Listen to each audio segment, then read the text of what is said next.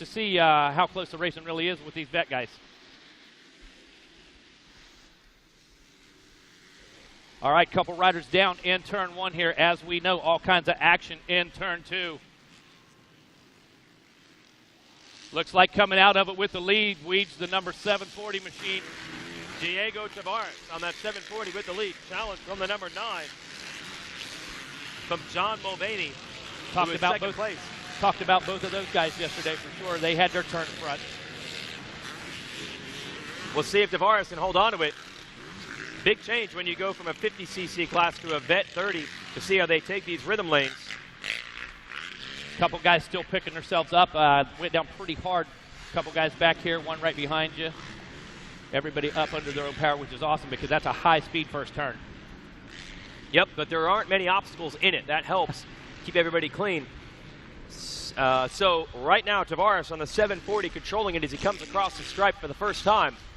Right behind him is Hellman, who's made the move on Mulvaney. So Jordan Hellman now second, John Mulvaney third, Derek Lusk and Aaron Cannonier is fifth, Justin Smith, Zach McMillan, Billy Woodward, Chris Oland, and Mike Gonsalves. That's your top 10. And your leader's gotten away here, 740 of Tavares, not dealing with a lot of pressure right now. The 45 of Hellman is about 2 seconds back. Key to a good finish, though. Getting out there, getting that clean track, getting that clean air, not having to deal with the track. Same thing we say every day, every week, but more important down here in these conditions. And the intensity level, I'm going to think, is going to be a little higher in all these classes, simply because it is the World Center of Racing.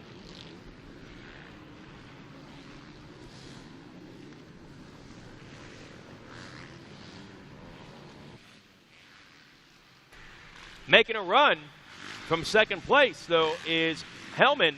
He's definitely closed the gap as you see your leaders here on Racer TV. You know, I heard you giving our pilot props. I've said the same thing a million times. The guy's incredible, dude. The guy is absolutely incredible, and it's amazing he's not working for the FBI or somebody. No two ways about it. The guy has skills. Well, I told you, I'm waiting for Spielberg to call. Yep.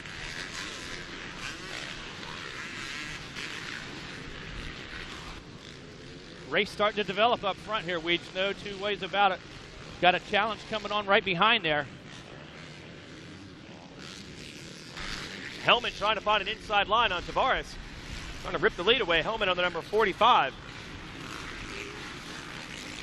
He's got the pace right now, but does he have a spot actually through that exchange?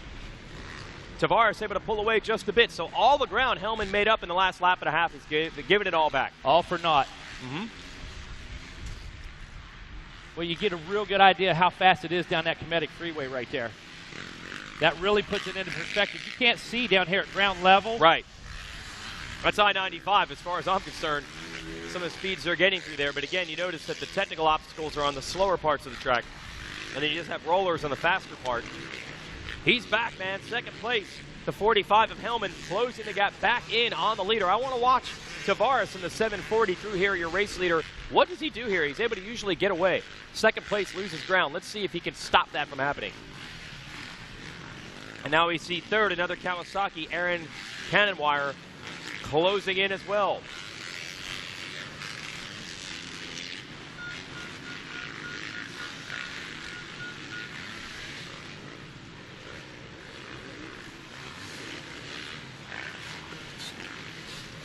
You know, it's hard to see. He did it again. He pulled away again. Yeah, it's hard to see where it come from, though. Right, Weege. exactly. We're both studying this carefully. So I'd say 3/4 of the track, the 45 of Hellman is quicker. But one section toward the finish makes all the difference, and Tavares is able to pull back away. Sure, and you just mentioned the fast section, of course, the I-95, and then the technical stuff. I'll promise you all weekend long there's been more moves made in the technical stuff than on I-95. Yeah, Definitely. We saw some heat races earlier in the day in LCQs, the battles down the last lap, and that's where the passes came from. Yes, sir.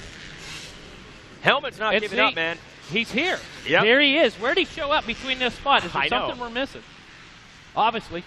Yeah, clearly. And he would like to know, Hellman himself in second, he would like to figure out what. He's waiting for us to tell him. Yeah, they might be able to hear. The speaker system here is, of course, phenomenal at Daytona. Maybe they can figure it out. It's unbelievable.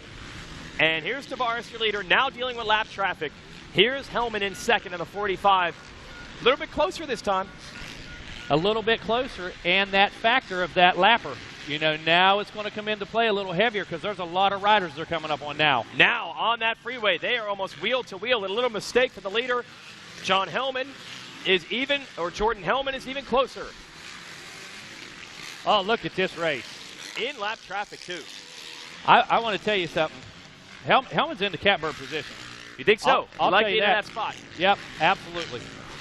And they've got to negotiate lap traffic. Tavares has led pretty much the entire way, but he is under serious pressure. Cannon Wire is third. Derek Lusk fourth. John Mulaney fifth. Justin Smith sixth. Billy Woodward seventh. Zach McMillan eighth. Abraham Porter and Jeremiah Curley. That rounds out the top 10. And it is wheel to wheel for the lead. 740 in white and green 45. Those are your leaders. Oh, and he's got a wheel on the inside. Not able to make it work. Onto the freeway we go. And he's got an inside line. They split the lap rider. Look at this. Here it comes. Oh, both guys down. Both Tavares and Unbelievable. Hillman crash into each other. So where is third? Canawire on the 2.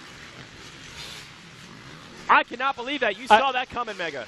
Pure racing incident. He just tried to block the inside. Pure racing incident. Yes. That's all.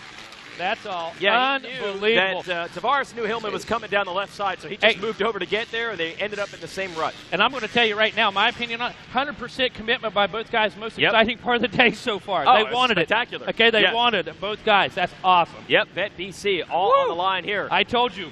Saw the opening, went for it, and the leader, Tavares, tried to block. Now you see the 2 of Cannon-Wire. He did not catch them. So I believe that Tavares, despite going down, was able to maintain the number 1 spot. Absolutely. I didn't think he got past. Incredible. Earned it the hard way. Yes. Okay. There's still time, man. This can still develop. Let's see the gap. So Hellman with the lead. Tavares 3 seconds back. So a good job by Hellman. It was he didn't plan it to be a pickup pass, but it ended up that way. Yep.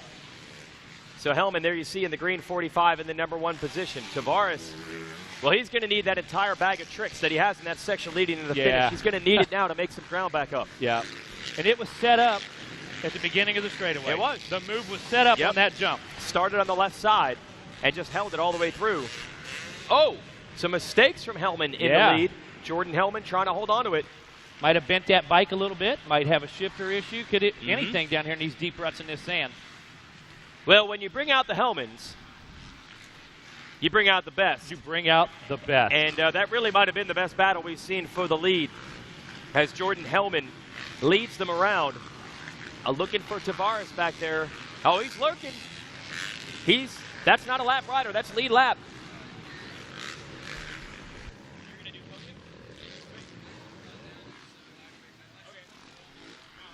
Yeah, I got to tell you, that battle right there, that's absolutely as good as DeFrancesco LeBlanc. Or, Mini Senior, down to the last lap as well. Making passes going down. So there's Jordan Hellman. He is out of Tampa, Florida, 32 years old. I know, there's a lot of Floridians out here. Go figure. Had a race in Florida. Tavares is catching a megawatt. He's closing the gap. And he's got enough time to work with. They got a lot of laps in these races. We're running 8 laps here today, and the lap times are well over a minute. Close call behind us out the number 12 right there coming up short, that's for sure. Woo. Might have to change my shorts after that one, I'll be honest with you. Wow. White flag waving now. Is that enough time? Is that enough time? Hey, incidents like that, Swedes, they can be motivation. Depending on who's conditioned and that kind of thing, man, there's still time. It could happen. It's over. Checkered flag is out. Done. He tried. Hellman rolls through. Final margin of victory, 2 seconds. Diego made up about a tenth on that final lap.